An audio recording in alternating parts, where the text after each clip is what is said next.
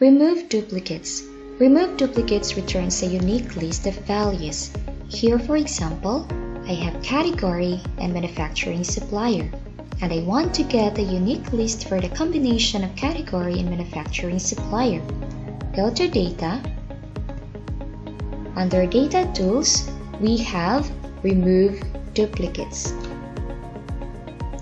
Now, notice that my active cell is somewhere in the data set. So, when I select it, it automatically picks up my data range. There's a check mark for my data has headers, which is correct. All I have to do is to click on OK.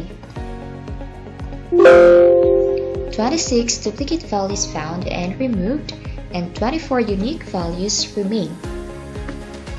This is based on the combination of column A and column B.